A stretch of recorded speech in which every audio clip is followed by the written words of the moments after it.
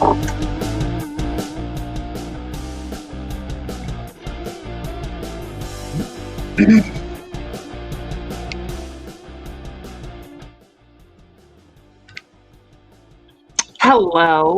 everyone. I hope that you all are doing well. Welcome to Daughters of Qayin. If you are new to my channel, hi, my name is Jasmine. I make witchy content over here on YouTube, and Daughters of Qayin is like a semi-regular live stream that usually myself and my co-host Australia put on together. However, unfortunately, she did have something come up, so she's not able to make it tonight. So you guys are just going to be stuck with me. And tonight we're going to talk about the Red Devil, the Devil in Red, the Infernal Legion. 'Tis the season, right? So I'm going to be referencing, shameless plug here, but I'm going to be referencing my book, which is Ambrosia's Book of Witchflight, which is also available on Amazon if you haven't gotten your copy already. And yeah, I hope that you all are doing well. I'm probably going to stream for roughly about an hour. I don't think I'll keep the stream as long as I do sometimes, just because later this evening, I'm actually going over to a friend's spooky party and we're going to be carving pumpkins. So I'm really looking forward to that. Hi, Lexi. Hi, Elle. Hi, Blood. Thank you so much, Cowboy, for supporting the channel. Welcome, Kelvin. Hex, good to see you. I hope that you all are doing well. And I hope that you all are having a wonderful spooky season of the witch. You know, I like to kind of consider like spooky season eve for me starts at like the first harvest. So like around August 1st is kind of like the preliminary spooky season, like it's on the horizon. But I really feel like the season of the witch, so to speak, can really kind of be pinpointed at as soon as we cross that second harvest. So September 21st, September 23rd is when I chart that for myself. And this is also the season of the Devil in Red. This is also like a very powerful time of year for a lot of witches. Excuse me. I think it's a very powerful time for a lot of witches. I think that this is a time of year where it's hard not to feel the magic all around us. And, you know, that to be said, like, of course, there's magic around us throughout all 4 seasons. And each season has its own unique sort of magical essence that is different than the others. But I think that the essence of the Devil in Red is really, really found permeating throughout this whole season. And in a way, I think it also kind of calls witches home. Like, I feel like it calls witches back to the craft or back to the mysteries. And for many witches, this can sometimes be an entry point to the craft where they kind of start getting into witchery via Halloween, All Souls Day, All Saints Day. Like, they start looking into their own ancestry, venerating their own ancestors, looking into their ancestral cultural heritage and practices that go along with that. And we also love, of course, all the folkloric witches that surround this Halloween season. All the horror movies, like, I don't know about you guys, but I definitely consider myself a horror whore. You know, like, I love scary movies. We've got like the Blair Witch. Do you guys remember how iconic that was? Yeah, I know. I'm sad that Australia can't make it too. But yeah, you can still whisper bad ideas. That's fine. You can totally be the voice of the void. So, okay, I've done a video already. This dress is so, like, the material of this dress makes me sweat. I don't know why I put this on for the live stream. I just want to wear this to go to the party, and I might not even keep this dress on the entire time. But isn't she lovely? She's lovely. So I've done a video on the Devil in Green, and actually Taya Kennedy, who's here on YouTube, a good friend of mine, shout out to Taya Kennedy. She was on Daughters of Cain for that episode, and we talked about the devil in green. So let me rewind a little bit, right? Let's talk about the devil and the various forms of the devil. Now, this gnosis of mine comes from kind of multiple different sources, and some of this is also UPG. So there's a disclaimer there for you. If UPG is not something that, you know, you are personally interested in, some of this may not be for you, and that's okay. Doesn't have to be for you. Also, if you are someone that feels rubbed the wrong way by religious subversion, blasphemy, this is definitely not going to be the episode for you. Just to put that out there. I mean, you're watching Daughters of Cain. Like, I don't know what you thought this was. You know what I'm saying? I don't know what you thought this was. I think that we've had this rhetoric in the craft, right? That like, well, witches, we don't even believe in the devil and we don't work with the devil and boop, boop, boop, boop, boop, boop, boop. That might be true for you, sweetie. Okay? That might be true for you. That has nothing to do with me and many other witches like me. So if you're not interested in getting to know the devil, working with the devil, or subversion or blasphemy, or if that rubs you the wrong way for whatever reason, that's totally fair and valid. Just don't bring it over here. You know what I'm saying? Because this is what we're doing over here on Daughters of Cain. So there's my disclaimer there. So the devil, like, how does the devil fit within even just modern craft? Well, with traditional witchcraft and folkloric records, we have like inspirations from the devil there. And some people very much perceive the witch's devil as being synonymous with the horned god. And some people see the witch's devil as being synonymous with Lucifer, the green man, Azazel, the man in black, etc., etc., etc. The list goes on. I personally think that, so there's this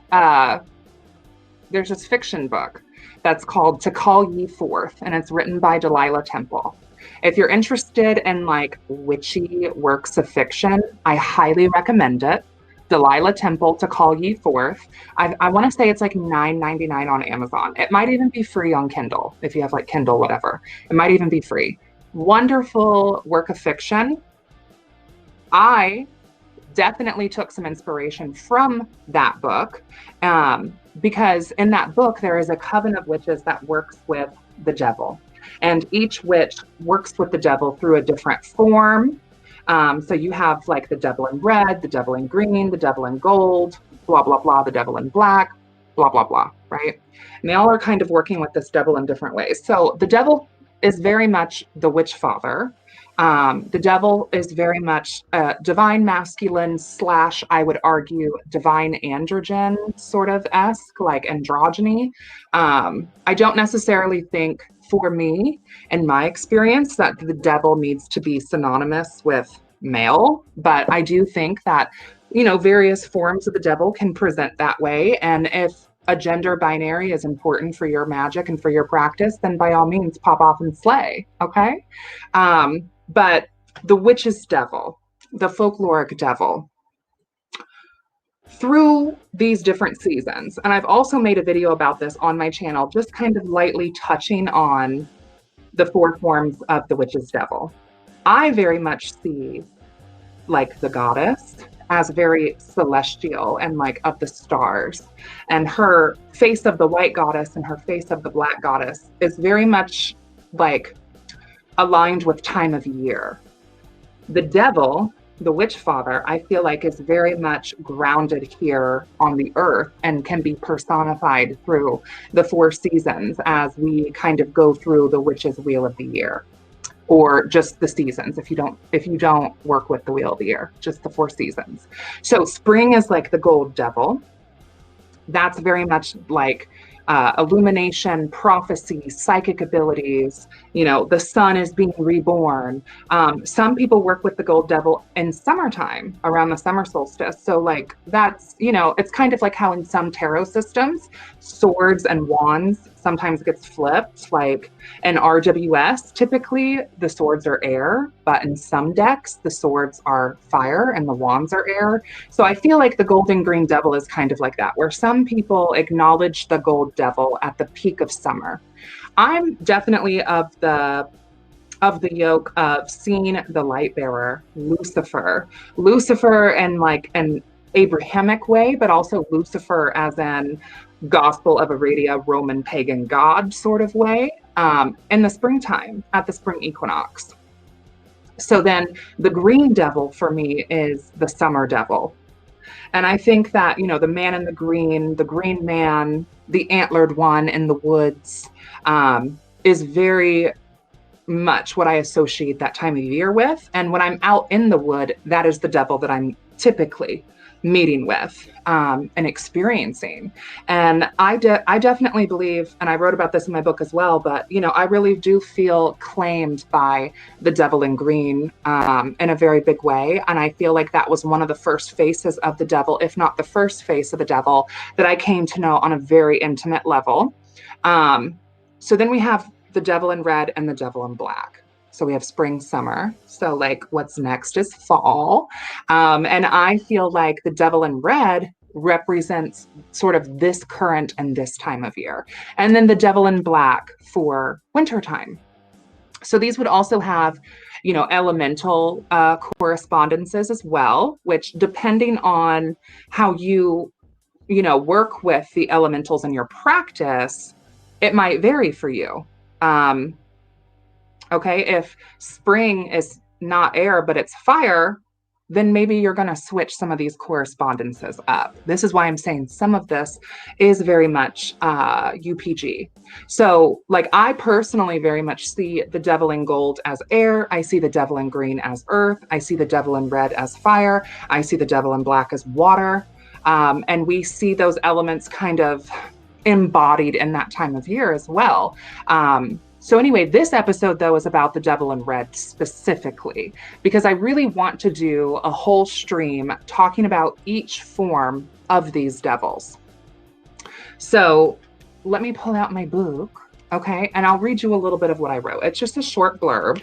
And I've written a little bit about all of the forms of the devil, as well as the devil in white. So let's see. Let me clear my palette.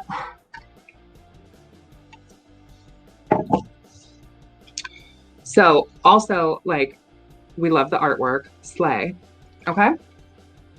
Our devil in red comes to us during the autumn tide, and this is our infernal regent. Oh my God, this is cute. I feel like we're having story time or something, like I'm reading to the kids. This is our infernal regent. So this is a time of blasphemy.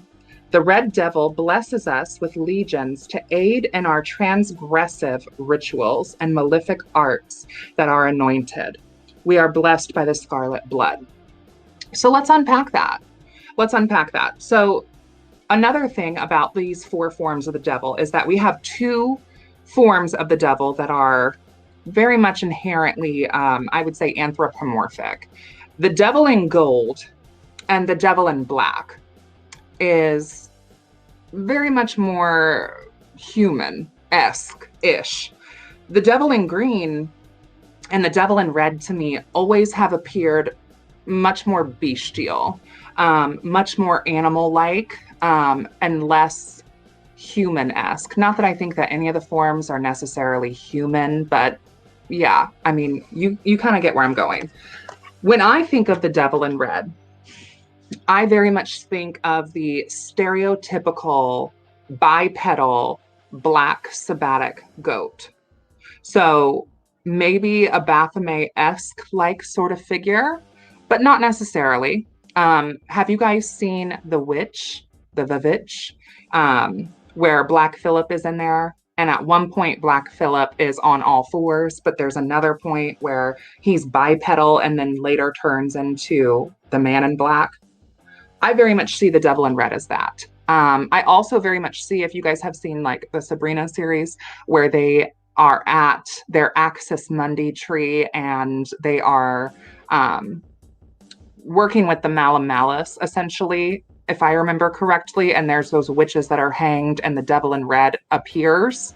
Very bestial, very goat-headed, very like kind of body of a man or a human-esque, but like the bottom half of a goat, the top half of like a person, and then like the head of a large goat. So I also see, you know, this archetype of the devil also being horned, whereas I see like the devil in green being more antlered. And I do think that that can also relate a little bit to the light and dark half time of the year as well. And that's something that in our coven, you know, we embody through ritual theater and symbolism of having an antlered one for the light half of the year and having a horned one for the dark half of the year. And I'm pretty sure I wrote a little bit about that in my book as well. But so, like I said, the devil in red is very much associated with the autumn tide. So for me, the devil kind of shifts into this form around the fall equinox. And this sort of kind of continues until, you know, the cross-quarter period, I would say, kind of like after Samhain, but before Yule, is when the devil would kind of shift into the devil in black. So when I talk about this devil being like our infernal regent, I also feel like the devil in red is very much the quintessential archetypal devil that a lot of people think of when they hear that terminology, when they hear Satan, when they hear the devil, when they think of the adversary, you know, like what comes to your mind, right? Like, is it a two-legged, sabbatic, black anthropomorphic goat man? Is it a little red devil with a pitchfork? Is it a beautiful man in a suit and tie? Like, when I think of the devil in red, I think of that iconic, classical devil figure. So, I mean, that could be, you know, a connection with Satan. Though I think many witches would say that Satan is more of a title than a particular name. And I also feel like the more, in some ways, you try to put the devil in a box, I mean, not that we already have, I mean, we've put the devil in seasonal boxes and colors, but I feel like the more sometimes you try to like hard line pinpoint specifics of the devil, it almost slips through your hands like sand, because I don't necessarily think that all of these mysteries, unless like experienced yourself, can really always be explained in like a mundane way. Some of these mysteries are mysteries that I think you just have to experience. And those experiences cannot necessarily always be put even into words. But I do associate the devil in red with Satan, with the black sabbatic goat, with the gorgeous man in the suit and tie. I do associate the devil with sacred blasphemy and subversion specifically, because I do think that there are rites associated with the devil that, you know, vary depending on time of year. So the work that is being done during the autumn tide or with the devil in red, you know, is going to be very different than the work being done in high summer with the devil in green. I feel like while they're both very like anthropomorphic, I feel like the devil in green to me is more associated in a way with like the other world, with the fae folk, and with the magical landscape. I feel like the devil in red is much more, I won't say quite chthonic, because I do think that chthonic is very like devil in black. We're talking about life, death, the crossroads, and liminality when we're talking about the devil in black. The devil in red to me is like, what's the word I'm looking for? Kind of oppositional, adversarial, infernal, demonic. And I do think that it is kind of reclaiming power from those things. So, you know, there's some sort of tradcraft thought, right? Bringing up folkloric records of witches confessing to all sorts of things. And, you know, I think it's totally fair to question some of these confessions, because people are saying absolutely crazy things under immense amounts of torture. And many people are going to say anything they can to get that torture to stop, of course. I do think that pulling folklorically from some of these confessions and seeing the similarities between witches and their folkloric confessions from different geographic locations or different, like even languages and points in time, I think we can pull gnosis and we can pull some inspiration from this. You know, do we believe that all of these confessions were 100% just hysteria, madness, and saying anything you can to get the pain to stop? Maybe, maybe, maybe not. That's not really for me to decide for you. That's for you to decide for yourself. But, right, there is this theory that no matter, even if there were, you know, some country dwelling folk witches that might have been good Catholics or what have you, but were practicing some sort of folk art. I mean, just being a woman with critical thinking was enough to get you in trouble, right? So there's that. But like being a midwife and like there being too many unsuccessful births, that can get you into trouble. Having red hair gets you into trouble. Having an extra, you know what I mean, gets you into trouble. Like just whatever the case, okay? Era of like Malus Maleficarum. Troubling, very troubling. There is kind of this gnosis that, well, what if some of these people could have been, you know, maybe working with, paying homage to, praying to, having little small, you know, altars in their home for spirits of the land or for various pagan deities. And those just being labeled as the devil because, you know, anything other than Yahweh is bad, is the devil, is demonic, is Satan. So, you know, I think that's where we have the argument of, well, it's not really the devil, it's the horned god. Witches don't really work with the devil. You know, that's kind of like a Christian take on the old religion.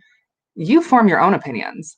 I think that we can reclaim those gods, we can reclaim those spirits, we can reclaim, okay, the old ways, and also take the devil that the Christians, in a way, have almost kind of given us. And I am talking specifically about the Christian devil. Like, I'm not talking about a horned god of the wilds. I'm literally talking about the devil, capital D, Old Testament, New Testament, what have you, biblical devil, Satan. That's what I'm talking about. Who's to say that we can't take that along with all of these other gods and spirits that we're reclaiming in the process? Because I think that there are mysteries and messages there as well. I feel a lot of our, like myself, you know, as someone who is queer, as someone who has always been kind of on the fringe a little bit, I identify a lot with the adversary, and I identify a lot with sort of this aspect of divine rebellion and liberation. And this is one of the reasons why, and I want to make a video about this separately, but this is kind of one of the reasons why I love the Gospel of Aradia so much. I know it's a controversial classical grimoire. Some people think, you know, it's very much a creation of Charles Leland or Magdalena and that it's mostly witchy fiction. I love that. I don't care. It could be. It's still very meaningful and impactful and powerful. And I love Lucifer being Aradia's father. Like, you know what I mean? You guys get it. You get it. So the devil, let's get back to it. The red devil. So, okay. This is our infernal region. So I just want to make sure we all are on the same page that we are talking about hell. This is a time of blasphemy. So like, what is blasphemy? Like, let's pick that apart too. Religious subversion and blasphemy is going to look different and is going to change, like very much based on the culture, right, that this is coming from. And this is, in my opinion, where what's her name? I made a whole video about her with the left-hand path. If you guys remember my video about the left-hand path, Madame Blavatsky, I feel like this is where some things kind of got skewed and messed up, because subversion and blasphemy is going to look different, like depending on the dominant culture. So like an example being, in certain parts of the world where it is a norm to be eating, let's say, a purely vegetarian diet, eating meat would be kind of a subversion of that culture, would be a subversion of the societal norms.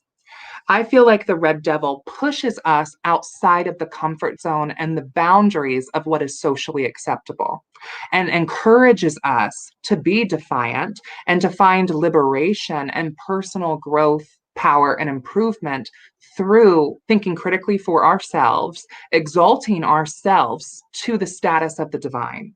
So when I say that, I don't mean I am a deity and the rest of you are not. That's no. Okay. When you see people on the left hand path who are acting like that, that is very much a place of like rampant ego. And I don't always necessarily think that the ego is a bad thing. I think it's a critical part of our soul that needs to be nurtured and fostered. Otherwise, it's going to come out in not so good ways. But we are all fractions of the divine and can exalt ourselves to that and live as deity. That's really what the left hand path is about. The left-hand path is not synonymous with being evil and going out of your way to hurt people. The right-hand path does that plenty as well. The left-hand path and right-hand path isn't even so much an issue of morality. It's actually more of an issue of connection to the divine. Do you want to connect to the divine by the divine being external and you submitting to that? To become one with it by submission? Or do you want to connect with the divine internally and exalting yourself up to it? Like, does that make sense? I don't know why or where this rhetoric of like baneful magic is inherently like a left-hand path thing. Maybe that comes from, personal empowerment, personal sovereignty, justice being in the hands of the individual versus putting justice in the hands of karma will handle it or take care of it. Maybe that's where it comes from.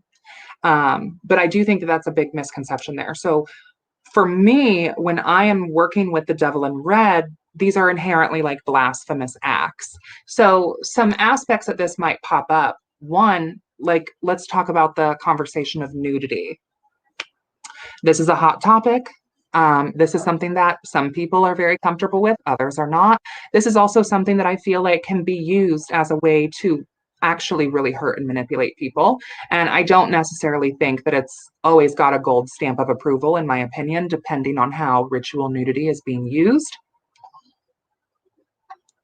But the lesson I feel like from the devil in red with nudity is that we are told that our bodies are somehow inherently shameful and that these bodies need to be covered for reasons of decency, and I would say the wider society. I don't think this is always true within witch spaces, but the wider society often does, right? Really look at people that do wear more revealing clothing or do work in adult-centered occupational work as immoral, tainted, loose, not having dignity or self-worth. And I feel like the devil really encourages us to walk towards that and to reclaim our bodies as they are ours. They belong to us. And the flesh vessel that we are in can be celebrated and admired and worshiped and loved, whether it be as a solo person or as a group. Also, ritual nudity is also not equal to like ritual intercourse either. And I think that that's an idea that really needs to be separated, because having an aspect of nudity and ritual does not give consent for ritualistic intercourse. I don't really have an issue with that either. I think that what adult consenting groups choose to do within their own spaces is none of my business, is how I feel about it. But I am a supporter, I would say, of ritual nudity. I don't think that every single ritual requires one to be skyclad or requires one to be fully nude. I think there's even levels of nudity, like there's, top up nude versus bottom down nude versus completely nude versus I've seen people wear like sheaths. So it's kind of see-through. They're not wearing anything underneath it, but they still have a little bit of something. I don't agree with the idea that magic requires nudity. I don't think that my magic is bound by the clothes that I'm wearing. But here's the thing, and this ties back into the devil in red. So just follow me here. when we're looking at blasphemy, we're looking at like pushing past the boundaries that society has set for us. So when you are in, let's say, a circle, let's say you're not alone, because this is a totally different aspect than doing this as a solitary practitioner. When you are in a group of magical practitioners, and when you feel comfortable and when you feel safe with these people, I don't necessarily think it's wise to meet up with a group of strangers and do this. But if we're talking about magical orders and like coven work, when you have an aspect of ritual nudity that's involved in the ritual, you're kind of stripping away the mundane and you're stripping away kind of an aspect of who we project, like the mask that we wear. Because when you have a circle of practitioners that are in the nude, like it doesn't matter who is wearing a name brand robe and who is wearing an off-brand robe. It doesn't matter, you know, who's wearing the $200 pair of buckle jeans or what have you, or who's wearing the $80 fox blood dress and who's just, you know what I mean, wearing a $20 Amazon dress. It kind of creates an equilibrium, is what I'm trying to say, amongst the classes. So that's one thing that I think kind of like pushes the boundaries, because classism is very much alive and well here in the States. And so it creates an equilibrium in the circle. It also very much just puts you in a completely different headspace, especially if you are newer to working in a skyclad group, because everything that society has ingrained in you is telling you this isn't right. Like, I don't know, which granted, you should feel comfortable, but you should also feel challenged, is the thing. If you are in a space that you feel like not safe, that's not what I'm recommending, and that's not what I'm saying. I do think that the devil in red wants to challenge us and wants to push us and wants to get us to go past the bounds of normalcy. And I think that could apply to ritual intercourse as well. Like if that's something that you are comfortable with and something that you want to explore, I think that that would be another way. You know, for me, when it comes to our Sabbaths, Sabbats and Sabbaths, when it comes to our Sabbaths, these are linked with the devil. Sabbats, you know, could involve the devil, but Sabbats are also, you know, astrological days of solar importance, be it an equinox, a solstice, maybe a cross-quarter holiday, what have you. Sabbats are inherently connected with the devil. So, like when we're putting on a Sabbath rite, if we are seeking to work with the devil, and especially the devil in red, ways of invocation to conjure this entity and this spirit is through sacred blasphemy. So things like, you know, practicing in a skyclad way would aid in the trance work and the magic of that ritual. That doesn't necessarily mean that every single person has to be. I don't think it should be a requirement. I think that that's a red flag. You know, and I also, of course, like there's plenty of creepy, messed up people out there who are going to maybe try to use that in like a really gross way. So you need to think critically about this. And, you know, there's also on your own ritual nudity, or ritualized self pleasure, I think, is another way to work with that devil in red. Because, you know, if we're talking about sex, intercourse, masturbation, what have you, those are also things that society has deemed as like wrong or dirty or immoral. So those are also ways to work with that devil in red. Next, okay. The devil in red blesses us with legions to aid in our will. Will is our magic being really put into action. And legions can be symbolic of legions of hell. And legions can also be symbolic of familiar spirits. One way that I have worked with the devil in red is by making pacts with familiars and being matched by the devil. You know, I won't go into specifics about that because some of those practices are initiatory and of our own. So there's not everything I can share in regards to specifics about that. But working with the devil in red as a matchmaker, working with the devil in red as someone to connect you with a pact is something that is a very powerful thing. And building your own work and your own way in order to do that is very powerful.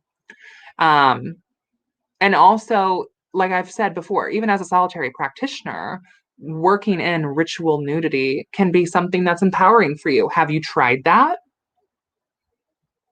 Comment down below. I'm curious if you feel comfortable sharing.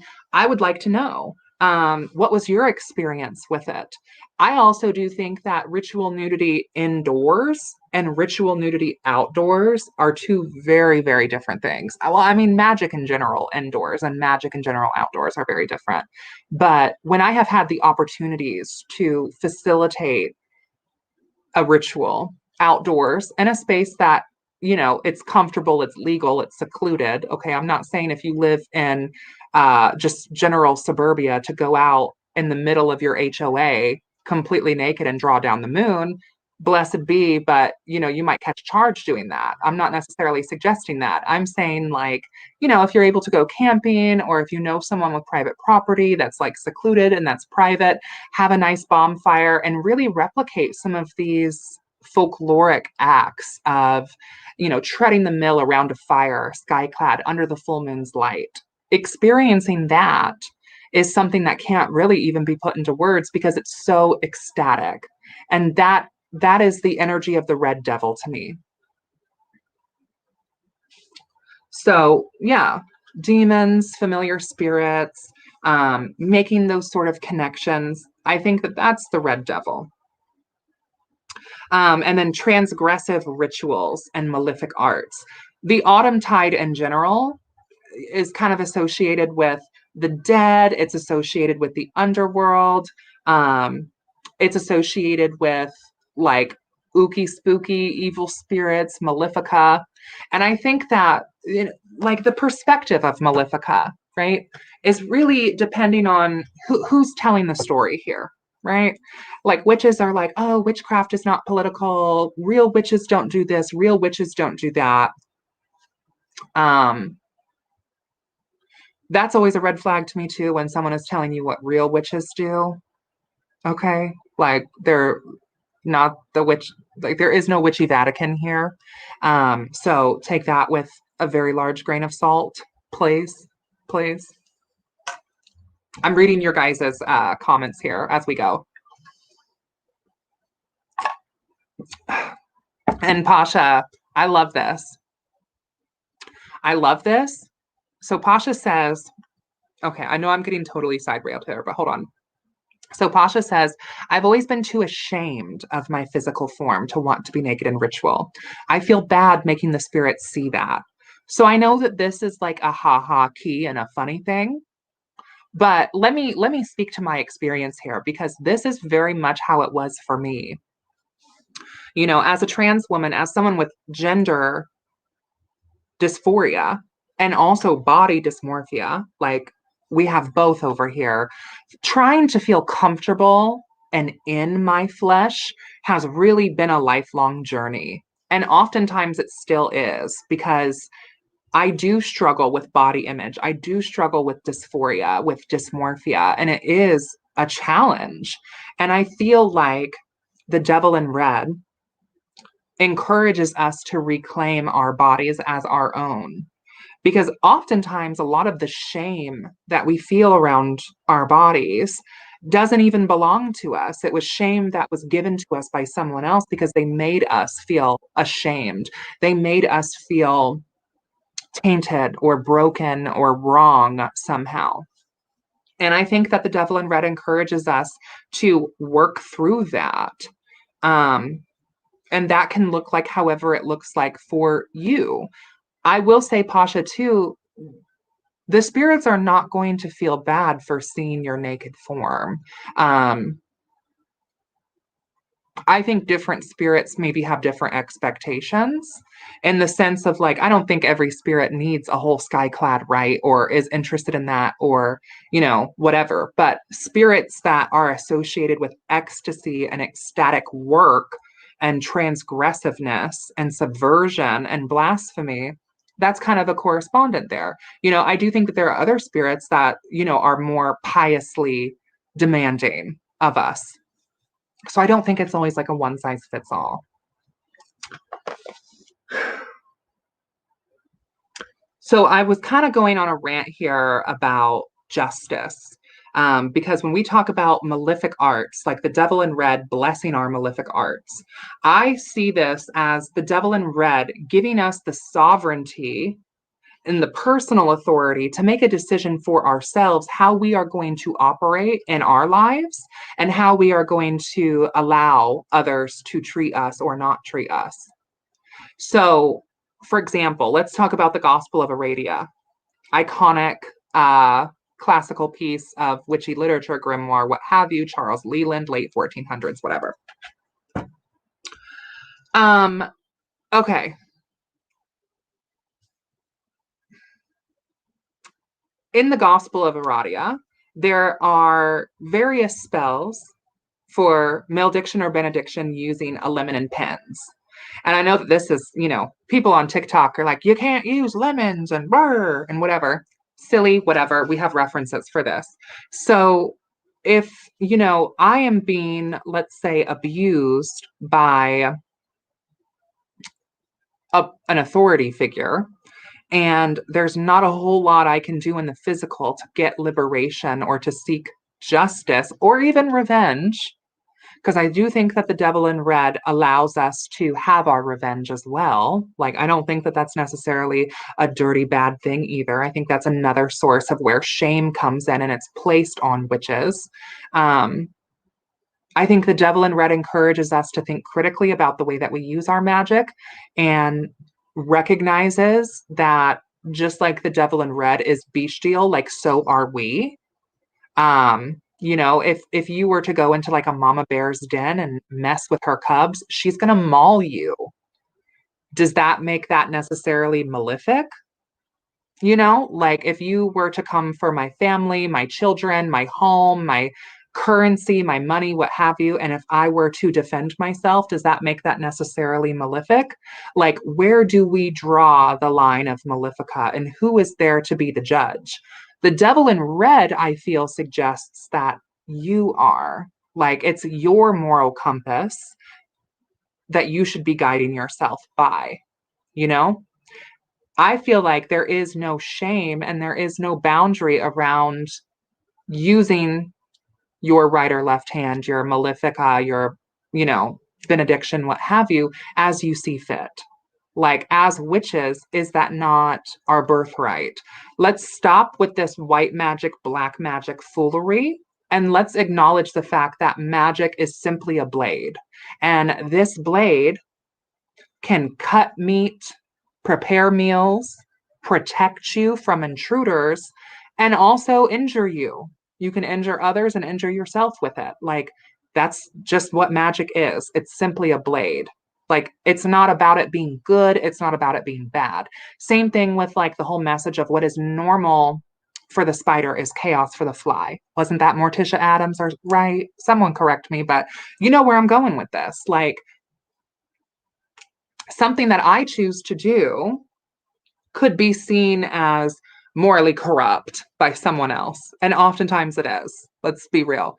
Oftentimes it is. And that's none of my business. Right? Right. Thank you, Hunter.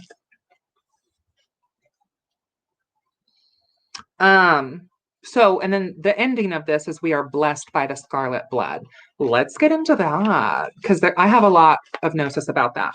So some of these are also channeled in the book as well. But blessed by the scarlet blood. What do we mean by that? What is the scarlet blood? Blah, blah, blah. The scarlet blood to me is the blood of the witches. The scarlet blood to me. Hi. There's a lot to unbox here. Yeah. it's a lot of unboxing, it's a lot of reclaiming, and it's a lot of figuring out what is right for you and your practice. Like I don't necessarily think that every single witch, has to be the type of witch that is working with the devil. Like if that is not your thing, then it doesn't need to be. But why is it not? Have you thought about that? Like, have we considered why some things are just automatically like preconceived as just evil, bottom line, no gray area whatsoever? And like, who is the devil for us witches? Like, like when I think of demons, which the red devil would be associated with, a lot of these demons are land spirits, are jinn, are ifrits, are gods of the Fertile Crescent that have just been the new religion's devils. So like when people are like, oh, so and so, like they work with demons and blah blah blah, or like associate demons with inherent like darkness, like you're a lot of these spirits, you're talking about gods of the Fertile Crescent, like, and you would very much eyeball someone sideways, right, if they were talking about Hecate, because Hecate has been demonized too. Let us not forget that as well. Look at a lot of pop culture where Hecate is in. She's oftentimes not portrayed as a benevolent source at all. So, same with the Morrigan. Yeah. Anyway, going back to the scarlet blood, right? Blood, especially for a lot of traditional witchcrafters, American folkloric witchcraft, American traditional witchcraft, what have you, but even also some, folk practitioners as well. Blood is a very powerful tool in magic. Blood inherently connects you to your ancestors. It has all of this DNA in it. It has your entire life story in it. It has the people who have come before you, both in the flesh of your physical bloodline and ancestry, but also of your magical heritage as well. If you are a witch that works in groups or is initiated or whatever, that red blood pours through your blood as well. They might not be physical ancestors in the flesh, but even as a solitary practicing witch, there are witches who have come before you that could be traveling across the veil, coming to you to speak with you, who you may not even know them, but you are connected to them through the blood of the witches. And the witch blood runs to and through us. And by a pricking of your finger, you know how that goes. By the pricking of my finger, something wicked this way comes, or whatever, right? Blood being used as payment for spirits is something that, like, historically we can go back and back and back, whether it be animal wise, what have you. That's another thing too, right? Animal sacrifice, not everybody's forte. Let's talk about, though, like the hog roasts that people do out here in the Midwest, and it feeds the entire community. Or let's talk about some of these rural communities that go out and like raise their own turkeys and slaughter their own turkey and butcher their own turkey and prepare it for their family for Thanksgiving. Like, how is just praying over that somehow make that evil?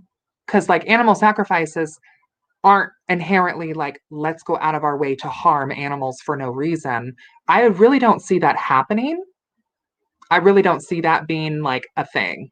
I see it more like we're slaughtering this animal. We're dedicating the meat, the flesh, the bones, the blood, the whatever of this animal. And so in this and that's name, blessed be, slaughter, and then consume it and receive the blessings of the divine. Like, look at halal butchers. That's literally like halal meat. So why is it evil and wrong and bad and problematic for old Greta Woodenleg to go out there and she raises her own chickens to go grab a chicken by its neck, praise the Dark Mother, slit its throat, prepare it for dinner? Like, why is that? Like the Red Devil, I feel, encourages us to think about things like this. Why are we conditioned to believe that some things are inherently this way and that way, right? That's very Red Devil energy. That's very Red Devil current. And that scarlet blood, I think, is something that, like, I personally myself have found really comforting and really empowering to be working with this idea of the scarlet blood and the witches that run to and through me, through my blood and the blood that I share, and using blood as a form of currency and payment for acts of magic and works with familiar spirits and different types of blood, right? Life blood or venial blood, menstrual blood, it goes on. So, but yeah, I hope that, I hope that this has been helpful for understanding more of the current of the red devil. If you want to call the devil in red Azazel, you do that. If you want to call the devil in red Lucifer, you do that. I see Lucifer as definitely like a devil in gold, but I think Lucifer could very much be all of them in different ways. You also don't necessarily have to have a specific spirit's name to work with a shade or variant of the devil either. That's what I think is so empowering about like just calling these archetypes the devil in red, the devil in black, because it encompasses more than just one thing. I also have a witch's prayer to the devil here in my book, Ambrosia's Book of Witchflight. Our dark Lord, who art in hell, honored and horned be thy name.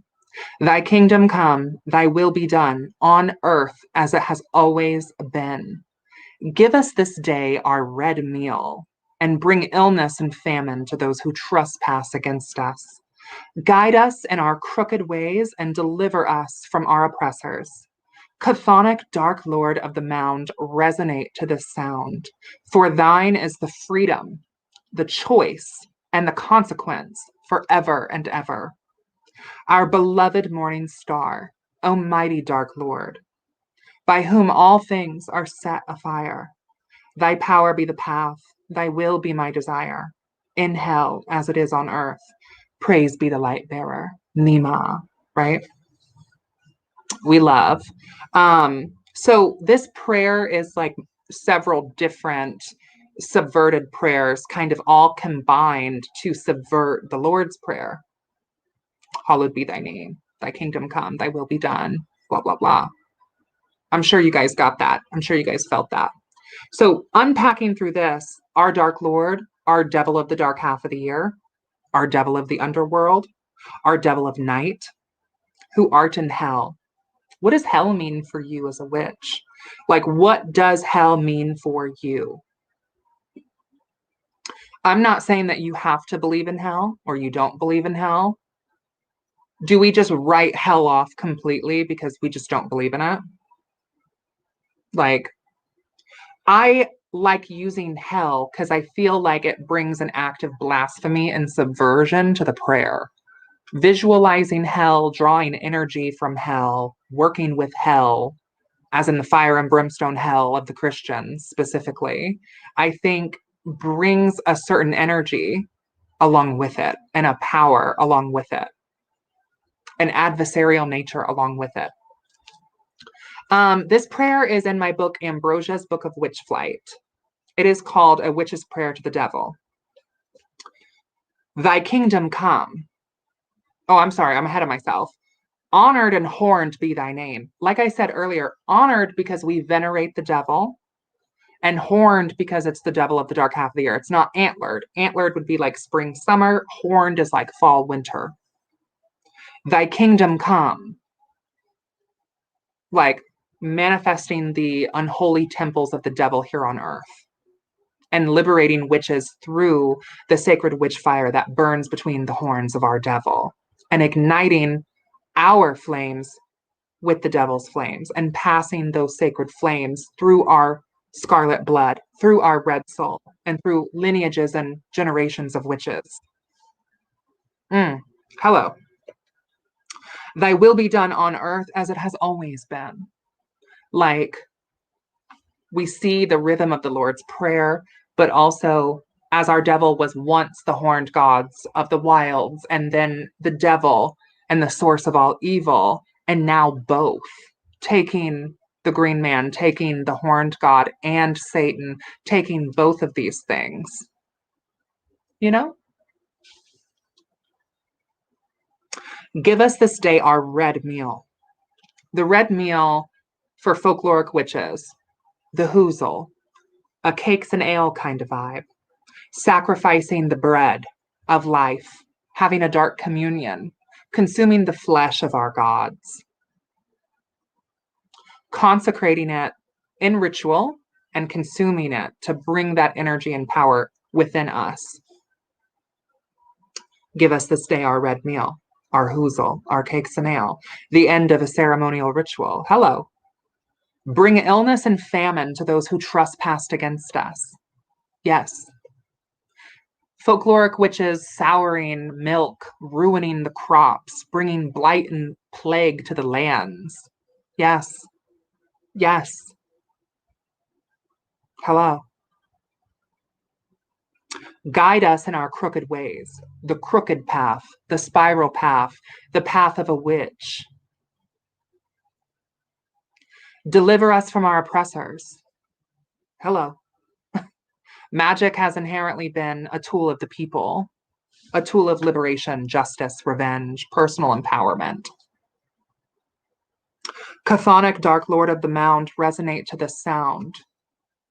Chthonic Dark Lord, Lord of Death, Lord of the Underworld, Lord of the Ancestors, Lord of the Unseelie, Lord of the Liminal. Resonate to this sound. Hear my invocation and arise before me. Resonate to this sound. For thine is the freedom, the choice, and the consequence forever and ever. The freedom to practice the way we will. And will as in work thy will. The freedom to work our will as we see fit as witches. The choice to act or not act. And the consequences of those choices being our own, taking accountability for our own shortcomings, taking accountability for our woes, not placing it on some devil who's out to get us, right? Christians say, oh, the devil, that's the devil. Is it, Rebecca? Is it the devil? Or like, is your husband just an unfaithful pig? Like, you know what I'm saying? You know, is it Goody Proctor? Is it the devil?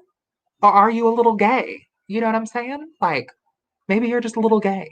Maybe it's not the devil trying to possess you to have inappropriate relations with women. And there's also nothing wrong with that either. Goody Proctor. Okay? You guys get it. You get it. Our beloved morning star, the son of the morning, Lucifer, right? Being one of the popular names for the devil in general. And also because I'm a gospel of Aradia hoe and now a votary of Aradia. We stand. I'm going to make a video about that. I'll talk about that more, but there's probably going to be a lot of votary work with the gospel of Aradia and Aradian priestess tea coming to my channel in the coming witches year. O mighty dark Lord, horned God of the dark half of the year, by whom all things are set afire. We're talking about the witch fire that burns between the horns. We're talking about inspiration. We're talking about, you know, bringing fire down to humanity. Fire, sensuality, sexuality, passion, creativity, inspiration, warmth, healing, magic. The witch fire. Set all things afire in the name of the craft, in the name of magic. Enchant our lives. Thy power be the path, and thy will be my desire, in hell as it is on earth. I think that's pretty self-explanatory. So I just wanted to share that little bit, the prayer, but then also some of that gnosis about the devil in red. And, you know, I do miss you guys. I wish Estradia was here tonight as well. But like I said, she unfortunately was not able to make it tonight. She had something come up. So that's why you just have me. And I am getting ready to go to a pumpkin carving party. And it's a little past the hour mark. So I'm going to wrap this up.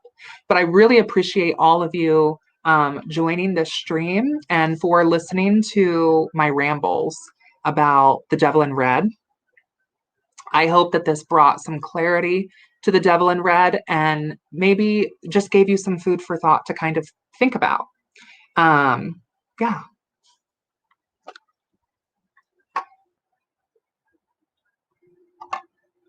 Thank you all so much. I'm going to hop off of here. But until next time, right? Blessed be, and I will see you in hell. Bye.